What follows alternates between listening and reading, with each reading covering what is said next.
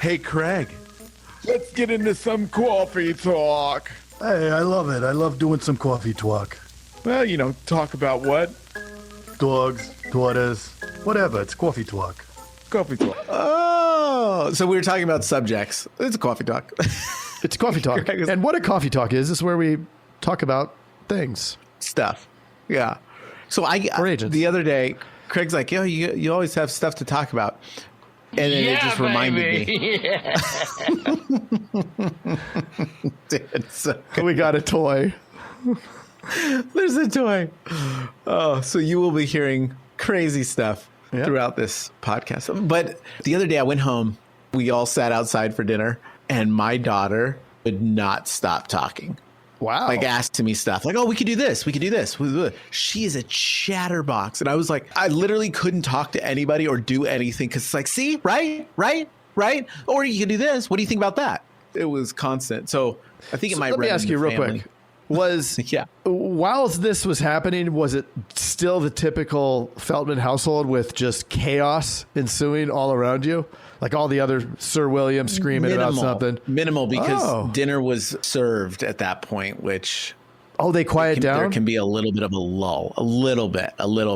Okay. But she kept, like, even when there would be like a meltdown or something, she was still talking to me and then like asked for my attention, which is a great sales skill because I literally, I was like this the whole time. Like I was trying to answer her and because she was so on it, she commanded my attention. Wow. And I was stressed out, but like, yeah, it was good. Good sales tactic. Let's get her on the phone. You got to keep them engaged. You got to keep asking questions so that they have to pay attention. Yeah. And then she would just put me on blast if I wasn't paying attention. Yeah. That's the best part about being a kid is like, you're just honest. As adults, we're not as honest. We're just. Well, you're more concerned about what somebody thinks, right? Than just being real. And she was being real. It was about her. She had questions. She did. She had a lot of questions about what we should do to the backyard. What about this? What about this plant? Wow. It was, yeah. So I pulled some calls yesterday. We talked about it in the elite group a little bit. And your point is so valuable in that we need to ask those questions because the only way we're going to establish that connection with the client in a very brief amount of time so that when we get to the end, we make the offer that they actually want to buy that insurance, that we spent time talking to them, is if there's some connection, right? It can't just be about it being $10 less. $10 less, who cares, right? Or even if they say yes, they're not here for long. Right. It is the worst. The worst. Yeah. Yeah. So you have to keep the person engaged. Back to the point of my daughter and to the call, I guess it would be the opposite of the call that you listened to. Yeah. Is that my daughter kept me having to pay attention, where the call that you listened to, from what you explained to me, is it was a lot of talking to the person, but there was no engagement. Therefore, that person tuned out.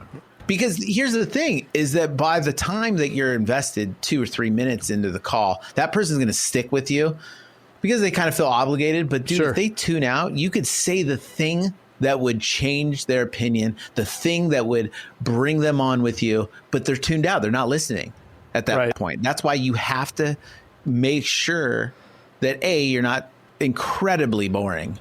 Right. Because insurance can be. Yeah. But you have to make sure that they're engaged the whole time. And you could do that. Boom! Yell at them halfway through. Who cares?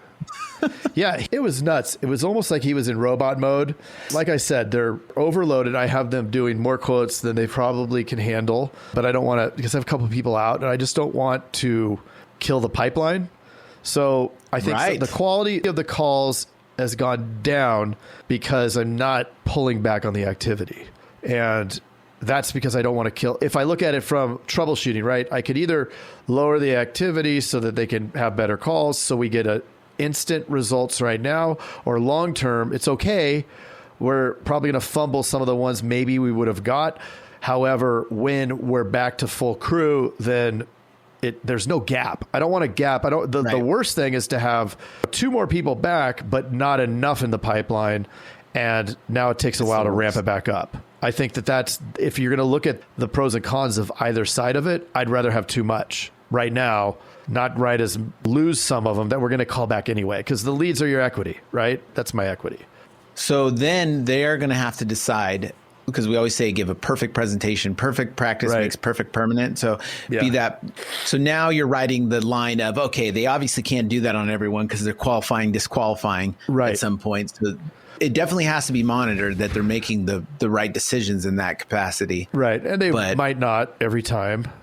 Well, they won't. Right. I guess that's the other thing too, right? When you increase capacity, so when you add people into your agency and stuff like that, as you grow, a lot of people think, well, when it was just me, we sold this much. I sold 50,000 a month. Well, like, bro, if you bring on 5 salespeople, they're not all going to sell 50,000. You're going to lose a little bit of the quality as you expand, which is fine. Because now I would rather have 5 people at 80% than 1 person at 100%. And that's 100%. Just the natural part of scaling.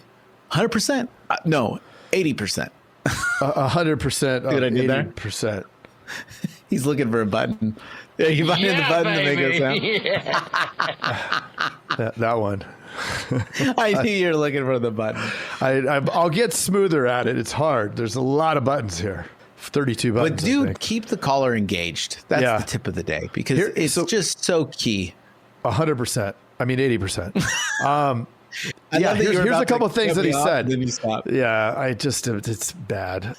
But this is what he said. There were a couple opportunities where he could have created connection. The guy said something, it was a slight objection. Oh, hey, I want you to email it. I don't make a buying decision just off the verbal. I need to look at something in writing.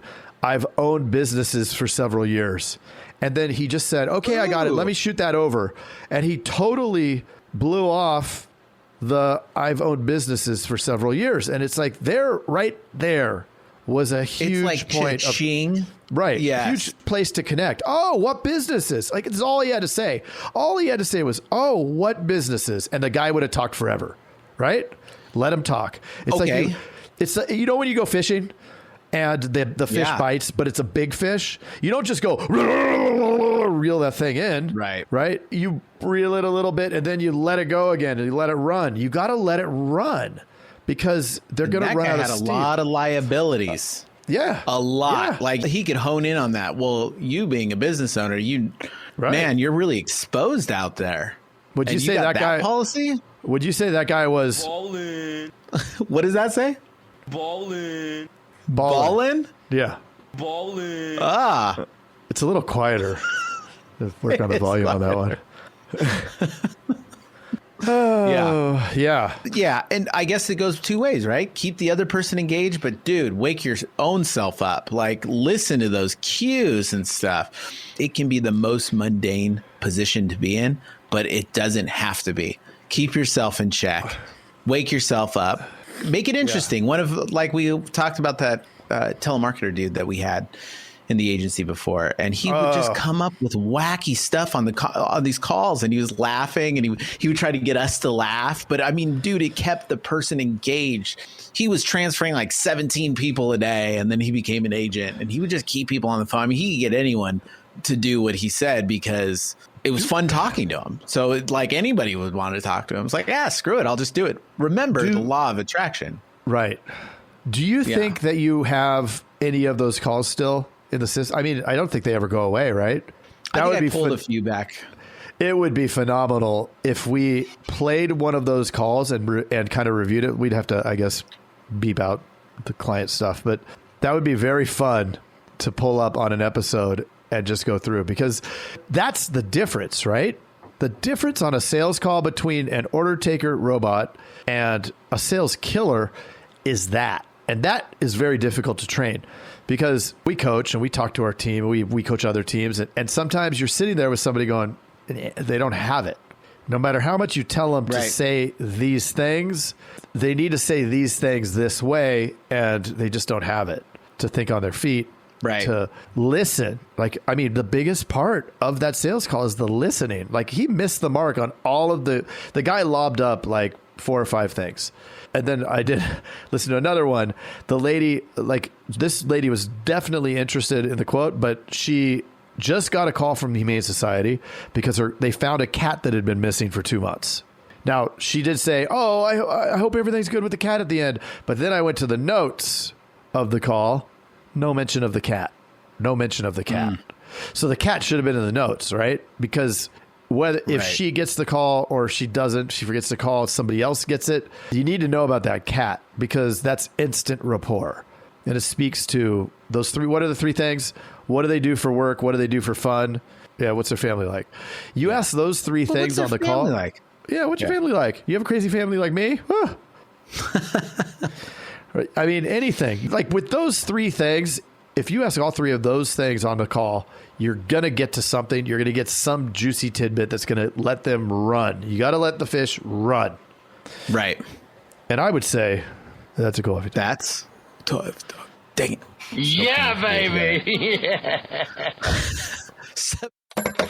Hey, Jason. Yes, Mr. Craig. That was another awesome episode, wasn't it? Mm-hmm. Well, if people want to get a little bit more action and learn how to write 100,000 in premium off of even the worst internet leads, where could they go? They can go to live.teledudes.com. Ooh, that sounds exciting. Are we going to be there? Yes, it's a weekly call that we're doing right now it's live and it will show you the process. The entire process is super awesome. I love it. Let's do it. Let's do it. Sign up right now, live.teledudes.com. Live.teledudes.com. That's live.teledudes.com.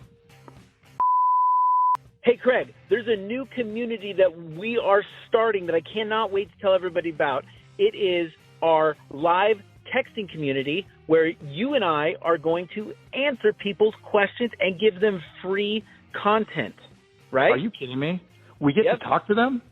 Yeah, which is awesome, but they have to opt in. They have to text us at 520-214-2219. That's 520-214-2219. Nice. Craig, are you going to respond to these texts? I'm going to respond to them for sure. Live. I'm into it too. It's going to be awesome. And it's going to be our new texting community where we're going to get back to everybody that we can and drop some crazy content, free content, and free the calculator that you just came up with. That's right. The calling calculator, sales material. I mean, everything for insurance agents. This is it. It's the best texting community out there for insurance agents. Well, what the heck is that number again? I can't remember it. It's 520-214-2219. That's 520-214-2219. I love it. I'm going to text it right now. 520-214-2219. All right. I'll see you later, Mr. Jason. Bye, Mr. Craig. Wait, do they even listen to this on the radio anymore? I love it. I love it. Nice. All right.